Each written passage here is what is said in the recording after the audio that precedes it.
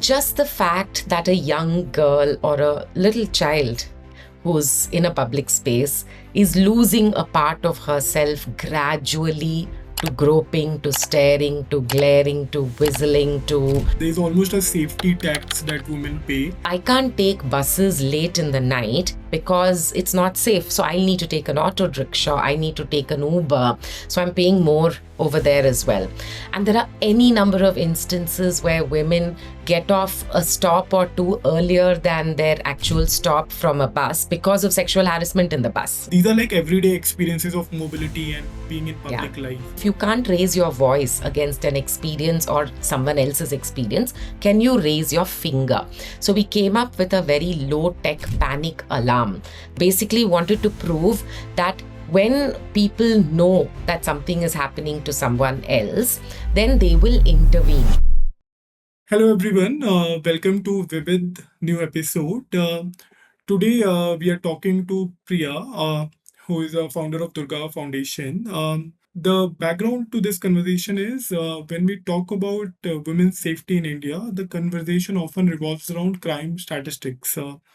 But numbers really capture the everyday impact that unsafe spaces have on the lives and well being of women. And this showcases itself in the various overall indicators of well being. Women have low female labor force participation in India. There is a hindrance to access to education and general participation in public life. We considering this context, we wanted to talk to Priya, who has started Durga Foundation 14 years back. And they have been tackling this problem of creating public spaces in all its dimensions in Bangalore. Great to have you here, Priya. How are you doing? Thank you so much, Nitin. Lovely to be here. I'm well. So I wanted to ask, like, what prompted you? You're not an impact background person. You're an accountant, and what made you sort of like jump onto this impact space and start Durga? What's your personal journey? I think for me, my own gender politics is very intersectional. It started very early on, and I identify my gender politics a lot with caste and religion and discriminations that stem from that. So it started off very, very early on in life. Maybe I couldn't call it gender politics, caste, religion, discrimination. These were not words with which I grew up, but I experienced this discrimination, not personally, but with people who are being marginalized and oppressed because of their identities, right? So the understanding of these things happened very early. Of course, yes, I'm a trained accountant and my academics took me in a different direction, but my activism around gender and justice continued very early on. For instance, I dropped out of college because my college had a separate staircase for boys and girls. And at that young age, for the life of me, I couldn't wrap my head around why would you need to have separate staircase, because I was told that if you move along and mingle together, then there's opportunity to interact too much, and that may not be good for the girls. But that just did not make sense to me. And similarly, in my first job, I actually, this is pre-posh days, pre-days of, protection of people from sexual harassment at workspace.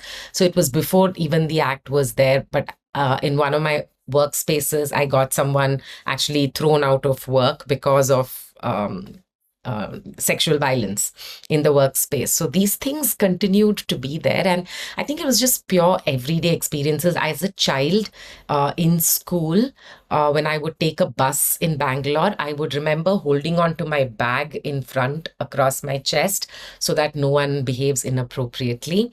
So just the fact that a young girl or a little child who's in a public space is losing a part of herself gradually to groping, to staring, to glaring, to whistling, to I don't know what not and what next, right? You just keep losing a bit of yourself very, very consistently. And I think that bothers me a lot. It continues to bother me. Those experiences continue to haunt me. And I felt that there's a lot of conversation and a lot of work, rightfully so, in very serious, heinous crimes against women, girls, and gender diverse people.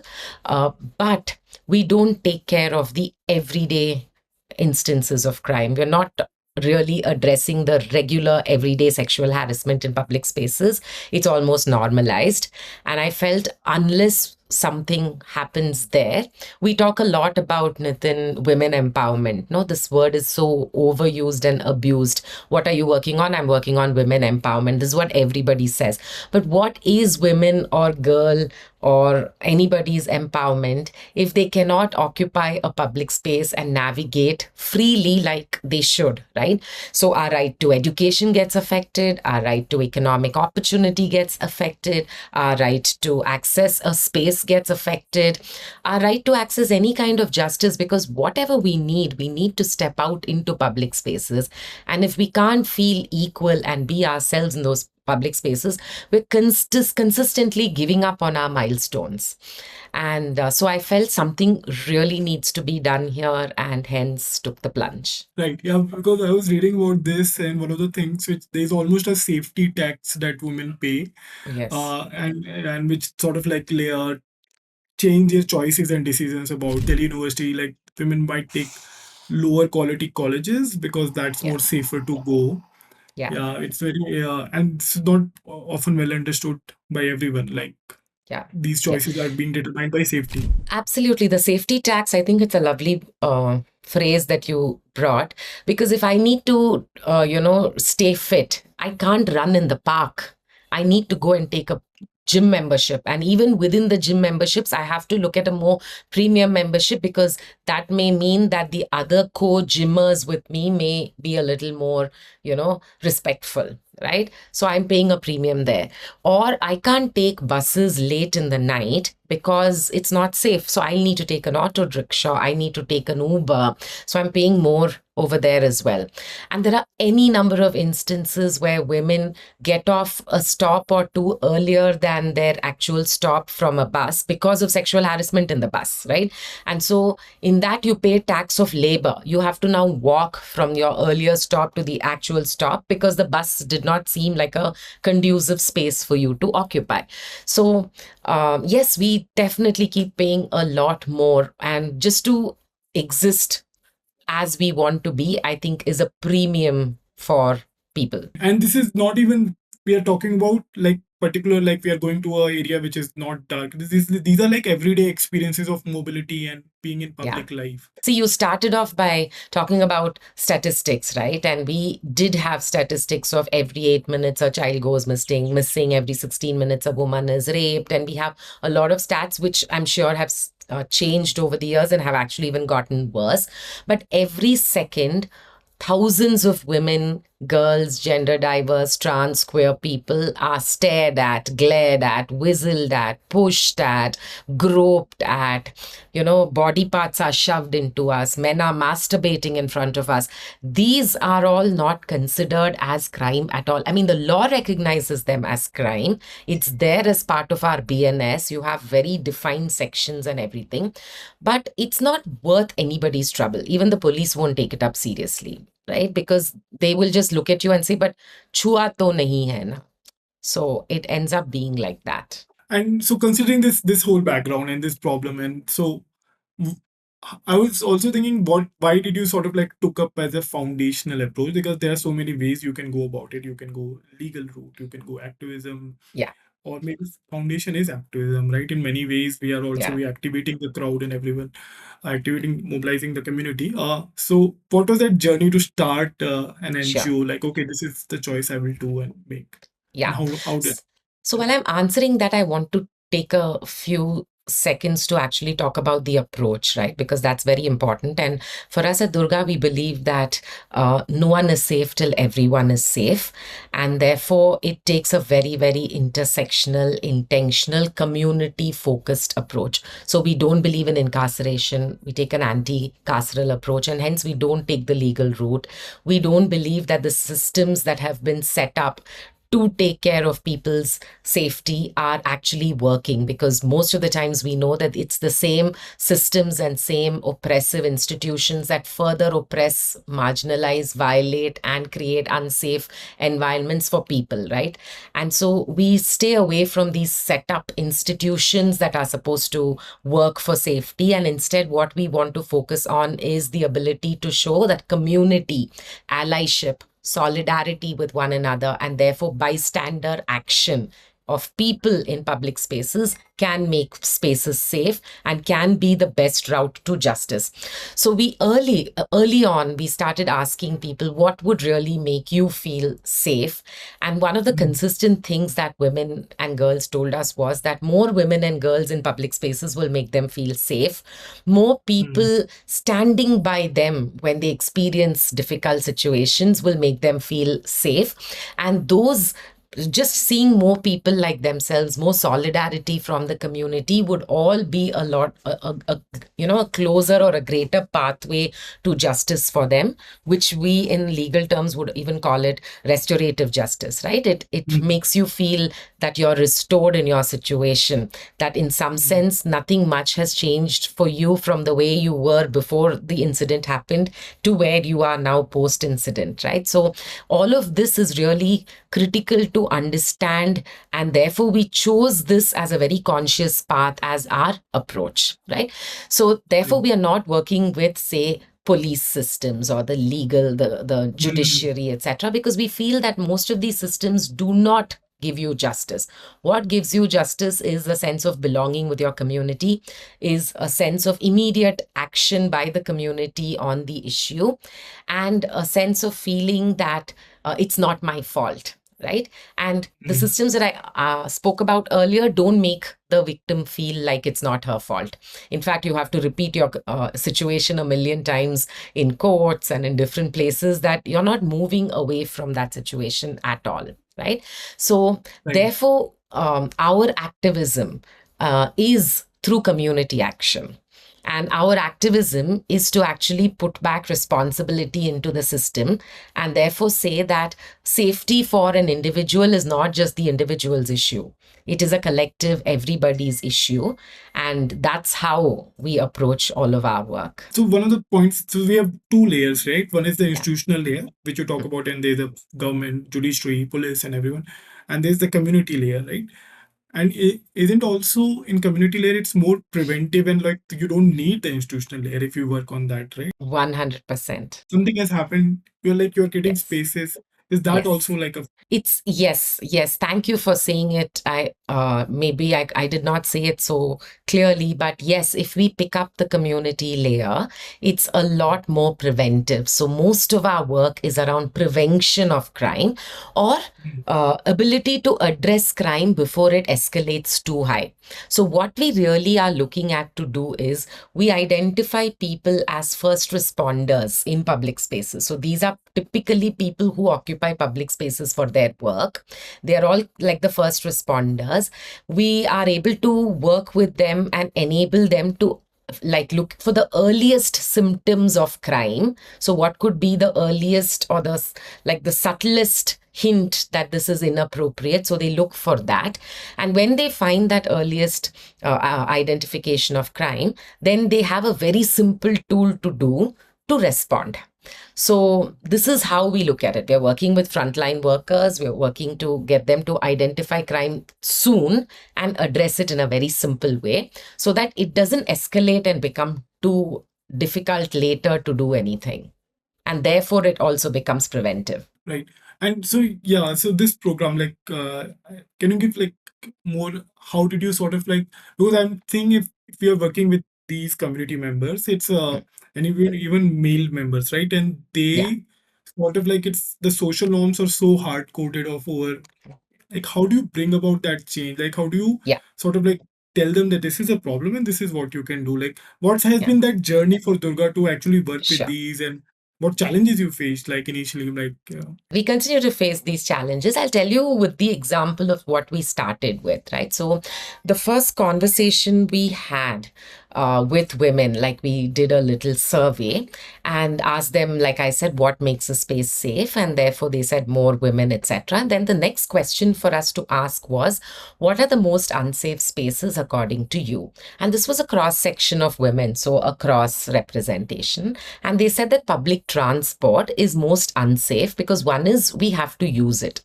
But two is it's a confined space that we don't have much to do except that we can get off the bus and leave. So public transport, and then we can't use these transport systems too early in the day or too late in the evening. So we are really sort of stuck using it at a certain time. And we know that we experience a lot of violation at this time. So this was the problem statement that we started to solve. So the next thing that we asked was, do you alert people when you experience violence? But because we sit in a very victim blaming, rape culture, that women are not confident to talk about any issues, because if they say someone is staring at me or touching me, the next question is, what are you wearing? Why are you in that place? Who is with you? What time of the day is it? Zarur, you asked for it. And, things like this will come up. So women don't talk about it. So what we felt is, if you can't raise your voice against an experience or someone else's experience, can you raise your finger? So we came up with a very low tech panic alarm that was put up in buses.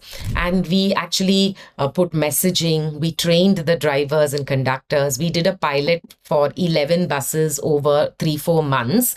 This was in 2015, 2016. And basically wanted to prove that when people know that something is happening to someone else, then they will intervene. Today, there is very limited intervention because people don't know something's happening, or they don't know what to do when something's happening, or they don't know what the repercussions of it can be on them. Right? So we use the panic alarm as a tool to say that this is a tool by which you will get to know something is happening. And it's not just you alone, right? It's a whole bus full of people. So you're not alone to address it. You have other allies with you. And so something's happening, you have other allies, you will very quickly take action. So through the pilot period on the 11 buses, or on the 10 buses, 11 times the alarm was raised.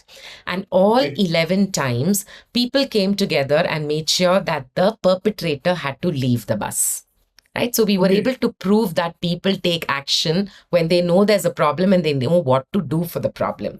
So then we actually started to put these alarms in more buses because it was done in a smaller group. So can we actually look at it as a larger, like a phase 2 clinical trial? So a little larger group of 150 buses. Then we took it to Delhi. We piloted it in Delhi in the DIMTS DIMS buses. So everywhere we realized that what hypothesis we are coming with, that frontline workers, when they know that there is an issue, along with passengers who also know that there is an issue, if they come together, then you can very quickly diffuse the problem and move on. And that will give women, girls, gender diverse people a lot more confidence to occupy these public spaces. That's what we wanted to prove. We proved it, and then we went to MORTH, which is the Ministry of Road Transport and Highways, and actually advocated it to make it a policy. So in 2019, every new bus that was manufactured in India, it was mandated that they come with an inbuilt panic alarm as the first trigger to alert people that there is sexual violence in the bus. Right? So we did this, we were able to get to scale. Right? However, what our work now is with the panic alarm is the messaging part that we did, right? And the whole awareness, information on the alarm, how to press the alarm, what happens when you press the alarm, that kind of the last mile connectivity to the actual policy implementation has not taken off. So we are now in the journey of making that work by designing the most appropriate messages and making sure that people are able to raise their voice or raise their finger, alert, and then action can be taken. So 10 cities adopted it in India, and several thousands of crores of Nirbhaya funds have actually gone into this work. So now it's about moving forward. So this is a classic example of how we say that we identify crime, a very quick response, and therefore, you reduce crime to a large extent. That's that's how we're looking at things to be done at scale with the idea of a panic alarm. So and therefore most of these people who are in the bus, who are the drivers and conductors, are men, right? So about 70 to 80% of the people we engage with in our programs who are in public spaces end up being men, because public spaces are designed and occupied and owned and conquered by men, right? So Yeah. if we don't work with them, then who are we working with in public spaces? And so Right. our approach with them is to build allyship. Because I think before we started recording, I was talking about who's the person matters a lot, right? So if I get Right. into a bus as someone who has privilege, and and the bus driver or the conductor comes with a lot of caste and therefore class oppression, right? So it's very Right. easy for me to say it's your fault, and it's very, very easy for the whole system to trust me, right? So it's not fair, right? Because if my bus driver and my conductor are not safe, then again, nobody else is safe, right? And Right. they have the vulnerability of caste, class, your background, your religion, all of this starts to put you in different layers and levels of vulnerability. So we are very conscious that who uses the space, who is feeling unsafe in a space, and how do you actually bring safety through allyship and not antagonism. So it can't be my space versus your space. It's how we can co-create a safe space together. Because if my driver and conductor are not safe, I'm not safe. If I'm not safe, they are not safe. Right. It's all interlinked as a very we are a homogeneous group when we get into the bus, no matter who we are. So that's Right. the fundamental principles we've used. And so there's no fighting, there's no screaming, there's no disrespect, but there's a lot of care, there's a lot of concern, there's a question of being like an ally, there's demonstration of care as a strength rather than care as a weakness. So we focus Right. on all of these and try and bring action. Right. Yeah, because I'm thinking when you're speaking about these people who are there, they are all part of the same community in the bus at that time, and everyone has the respect, and they all own the space. If one person is not safe, not everyone is safe. Like it creates a bad experience rather than like shouting and like, okay, this person is making it worse for us. Like, no, you please leave the bus or something. Like a community is being harmed in a way. Like that bus is a community at Yes, that point in time. yes, yes, And so one question: how do you work with these allies? Right? Like, yeah, what's the work involves in these allies? Like, how do you train them? How do you make yeah, sure they should first recognize the problem? Are they recognizing it is a problem, or they have said to you that yes, we know there's a problem, but we don't know what to do? yeah. Like, what is your experience of working with these allies who sort of like have some control over the buses or any Yeah. public space? I think it's a very important question and good timing for it as well, Nitin, because otherwise it sounds like what are we doing, right? So I'll Exactly. keep the bus example itself because we've started talking about the bus. So when we work with um, bus staff, right, we work at the level of the overall public transport system. So we have a relationship with you've said you've lived in Bangalore, so with BMTC in Bangalore, which is the local Right. intra-city transport. We also have a relationship with the intercity department in a couple of cities like Bangalore, Kolar, Mysore, etc. But in principle, the first level of relationship is with the department to say we will build a few things within the department. That is, one is to ensure that the buses are recognized as a safe space for women, girls, and gender diverse people to occupy and use as transport mechanism. Two is that the drivers and conductors are seen and feel as safety champions in those buses because they identify crime, but they also know how to respond to it, and they have the autonomy to take decisions as well. So that's the next level. And third is that with adequate messaging, information awareness, and overall, information dissemination, passengers will also be aware that this is a safe bus and therefore there's a certain kind of behavior required. So these are the three things that we agree in principle. Then what happens when the rubber literally hits the road? So we start to work with depots. So in a bus system, there will be bus depots, right? Or bus stations or whatever that you call. So we work with the bus station with the drivers and conductors of each bus station. And there will be about, in a typical average size of a bus station in Bangalore, there'll be like 250 to 300 drivers, conductors in every single station. Now we need to Mm. work with them, right? So what we do is we set up timings with them, and our engagement with them is on different ways for about 36 hours with the same group, right? So when Okay. we start with a group, we do a baseline with them, and then we have about 7 or 8 macro, like, core sessions with them, which is Mm. in person. We use theater of the oppressed as a tool, and we have sessions with them, because theater is a very immersive tool. It's experiential. You're not just talking in the air, you're actually showing, you're doing, you're experiencing, you're exploring, and you're solutioning, right? So we have Mm. these large sessions called the core sessions, where we have various discussions. So when you're talking about addressing sexual violence in a bus, the session can't be about, like, you can't just start and talk to them about sexual violence in the bus, because they're never going to connect.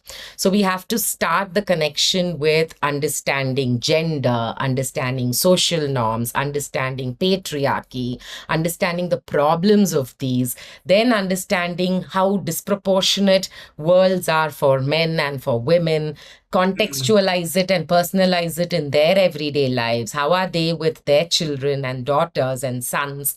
Then it moves to, what does bullying mean? What does harassment mean? What does sexual harassment mean? What are the laws around it? Then it goes to, what can you do? And then we have a toolkit for them to become active bystanders. So this whole thing, and of course, when you're talking about violence, you have to talk about power. So Mm. structures of power, who has what power, what kinds of power exists, and then how does gender power play across different other kinds of power. So this is how our entire curriculum is made over 35, 36 hours. Some, Right. about 7 or 8 hours of these are done as core sessions, and the rest are actually done as what we call as minor sessions. So we won't expect everyone to attend the minor sessions, because of course getting men to sit for 35 hours with us is going to be, like you said, is a super challenge. So we'll at least have a few representatives, but we'll be there 35 times. Then what we also do is, through a WhatsApp chat bot, we will send them questions for which we expect them to say a yes or a no, so that the Mm. engagement continues for a lot longer. And we build them and bring them into groups. So we start engaging with the group after our sessions are over also, so that the idea does not discontinue. Now, what we notice, to answer one of your questions, Yeah. is what is the change we are seeing, right? Because Mm. Or what are the objections you are seeing also, like with biggest deal is they won't come to the class, right? Like, why should I come to your class?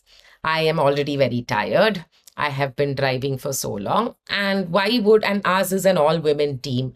So why would a bunch of like 30, 40 men come and sit with 2 women talking about sexual violence that women experience in the bus, Mm. and then tell them that you have to be the champion? Oh, nobody's like interested, right? So the biggest challenge is men to even turn up for the session. It takes a long while, which is why we use a lot of games, a lot of activities. We make it about themselves, we make it about their families. So each of them comes over a period of time.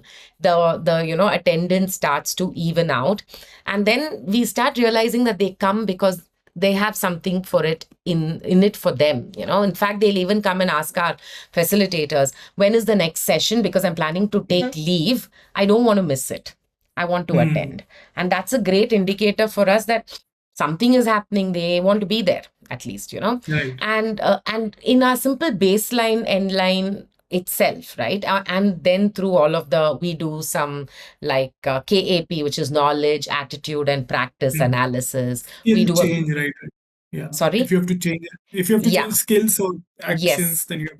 Yes. So the thing that we may see in them would be, see, they are all very smart people, right? No one is Right. like clueless. Everyone knows what's the right thing. Everybody knows women should be safe. right? Right. So in the baseline, you will notice all of them saying, yeah, women have a right to feel safe. So what do you do? So our questioning has to be layered. It can't just be what do you know now and what do you know later, because you're not going to be able to see the change, right? So Mhm. if women have to be safe, what needs to get done, right? And they will say that they will start talking a lot about women's clothes. They'll say women need to wear certain clothes. Mhm. And if one of the facilitators, or even if I've gone in a sari, they'll say you have to wear clothes like this, then you'll be Mhm. safe, you know. So their idea Mhm. of safety comes from a very patriarchal point of view. They'll say Mhm. women need to take care of their safety. But towards the end, when we do the end line, the idea that women have to feel safe, or have a right to safety doesn't change. Obviously, that's they know it from the beginning. But their responses of, I am the champion of the bus. So if a woman feels unsafe, I can intervene. And it doesn't Mhm. stop there. It will be things like, I can ask the driver to stop the bus and quickly Mhm. go and see how the situation is. As I'm inquiring, I can even ask other passengers to help me, you know, Right. or I can direct them to, I can suggest to them that this, if you continue to behave like this is a criminal offense and I can take you to the police station. They will start to think and come up with solutions rather than say that women have a right to safety and it's how they dress and they have to take care. It shifts from there to, I have a role to play and these are the things I will do. So that's how they Right. start to demonstrate their allyship. Right. Yeah. I mean, sort of like initially they were thinking it's not their job. It's Yeah, like, or they don't have any control over this situation, keeping women safe in buses. It's the women's, like, she has the control, she has the action, she can now, like, the thing changes in a way that, okay, we can do things to make them feel safe. exactly. We have Exactly. agency over this, and even Yes. like, it's not their job, right? It's a community space, like we can sort of like, yeah, Yeah. so it shifted the frame that we can do something as Yes. men, or as people who, like, sort of like drive the buses and conductors. Yeah. Yeah, this is interesting. And and how, so this was the bus program, and I was reading, like, you were also sort of like extending this, creating public spaces to other areas also, right? Yeah. This Yeah. active bystander kind of like Yes. mobility Yes. top concern, and there you have started working. And so, what is this next phase of this active bystander program? And also, like, it'd be great if you can share what other spaces women feel unsafe, right? There's the Yeah. bus Yeah. mobility, but there are other spaces they feel unsafe. So bus was the beginning, and I just kept the bus example so that I can explain our work. But our Yeah. bystander action program works in different public spaces, right? And it can be, see, for us, the core is that if women, girls, gender diverse people have to get to their milestones, they have to be in public spaces. So Yes. we are looking at public spaces, and most of the public spaces that we started looking at were around mobility. So, for instance, we work with taxi drivers. We work with Uber drivers. So we are building bystander action into Uber's curriculum also. And Okay. Yeah. so that's something that we've been doing. We work with auto drivers, Nammayatri and others. We work with airport taxi drivers. Um, then we work with traffic police, because traffic police are in public spaces. And so it's important, it's not just mobility as in only in transport, but it's also mobility in streets and public spaces, right? So we work with traffic police, we work with street vendors, because street vendors are everywhere. We work with security guards. So we work with everyone who we think has a reason, purpose, which is work driven to be in the public space. And therefore, they understand their public space really well.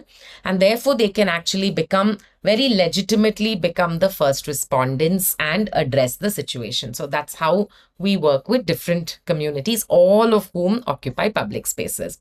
There's another very interesting group that we see. And I'm going back to the early research that I was talking about, right? Right. So the first thing was, women want bystanders around, was one hypothesis that I explained to you. The second they said was the most, This was a feedback received from women only, right? When you did the research. yeah, The first initially. hypo- Yeah. 2010, 11 types. Then the second thing that they said was the most unsafe space for them was buses, or they wanted to address that. So that's how we went to the bus. Now we also started to see who occupies public spaces. right? And it's very interesting. Like I said, most of the public spaces are occupied by men, but there are women in public spaces as well, right? And these women are actually women in the informal sector. So you will not see women hanging around in a park or just standing by the street and smoking or drinking. You're not going to see all of that, right? But you're going to see women working in public spaces because they are your dry waste pickers, they are the street vendors, they are the construction workers.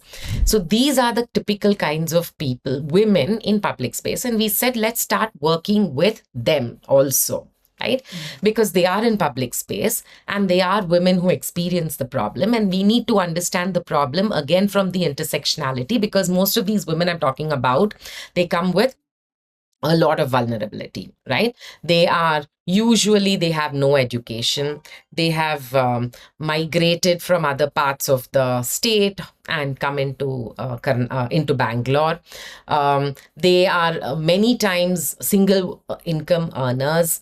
They are caste disadvantaged and therefore class disadvantaged, and they experience domestic violence almost regularly, and they also experience a whole lot of workplace sexual harassment, right? Because all of them report to men, right? So they are on a double-edged sword on fire, right? Right. Basically, no matter what they do, they are having extremely threatened lives. So we started to work, and these are most of the times women in the municipality. Even street vendors directly or indirectly get folded into the municipality. The women waste pickers are definitely people of the municipality. So we started to work with them in three areas. One is to first acknowledge and recognize themselves as individuals and start to have dreams, hopes, and want to work for themselves first, right? So that's one thing. Second is provide access to all of the tools that are required for them to enable their workspace to be safe for themselves Mm. and for their team or for the rest of the others. So understanding where the how to complain against sexual harassment, know the laws against sexual harassment, then come together as a group to address issues, etc.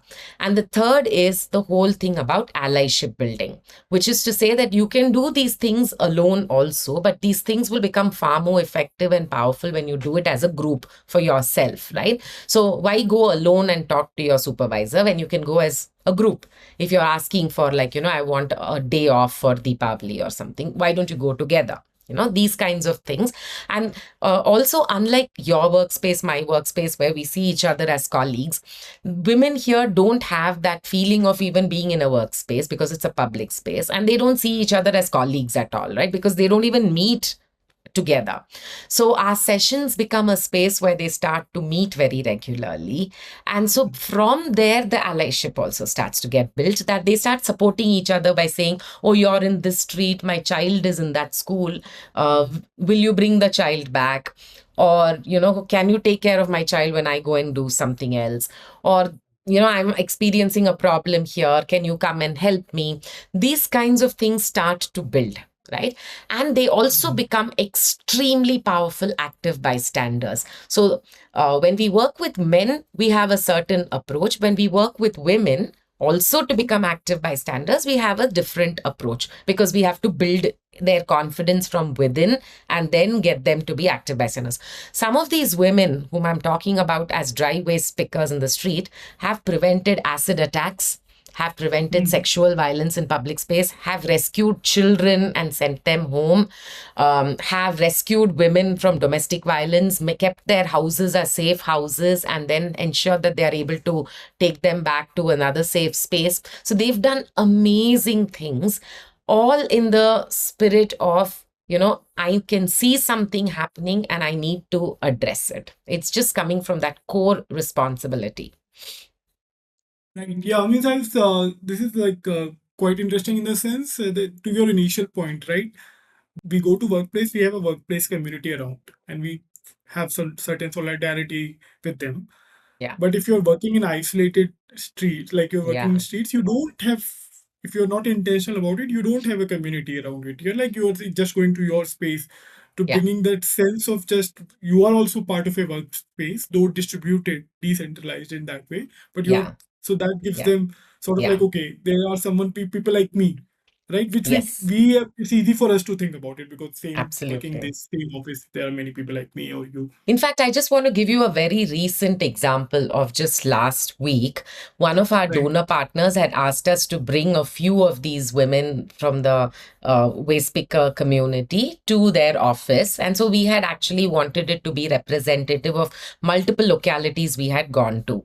There were about 5 women in the car. And so a couple of them, so all of them were from 3, 4 different communities that we have been working with. Some we had finished, some we were finishing, and some we had just started. So that's how we had actually basically taken the participants with us. And so the ones who had finished our sessions like 6, 7 months ago were saying how they've started celebrating festivals together. They decide and plan to wear the same colored sari if it is a function. And, they are just having a lot of good fun because this happened last week and they were talking about how they're going to celebrate Yugadi here, which happened Mm. yesterday or day before. So they were actually making plans. So the others were saying, oh, but we don't do anything. We don't even see each other. We don't know how, to actually start to do all of this. And these people, the ones who are doing it, said, don't worry, once your sessions are done and once you've started meeting each other often enough, because of Durga's sessions, you'll automatically make friends and you'll automatically start to enjoy. They've created a cultural committee. They're like they pool in money and all kinds of things. So they've actually started to feel like a workspace that you and I belong to also. So Right. Yeah. it's just the fact that you have to meet each other very regularly. And this is not just about safety, this is more than safety, right? You're Yeah. like creating tools for your own collective. It's feeling secure. It's feeling like I belong. Safety is at one level, but feeling secure is more from the inside, right? It's emotional security. It's a sense of belonging. Even in Indian cities are so huge, right? Even Bangalore makes such a big dent if like sort of like create a model of one safe city and how this works. Right, yeah. So great to have you here, Priya, today. It was lovely to discuss about how public safety sort of like creates a issue. It's a big problem which is not often talked about, and also like how you have sort of like worked in this space and created these unique ways to have safe spaces, right? And working on the solutions. Thank you so much, Nitin, for engaging in so much depth with our work and asking a lot of double clicked questions to really, really get to the root of the problem. And then, of course, the solution, why it works, why it doesn't work, and all of the great experiences. I think for someone who's very into the work, it's the best thing for us to do is to have a conversation about our work. So I completely enjoyed it. And so thank you so much for having me and for your time to take the trouble to do this work. Thank you. Thank you. Have a great day.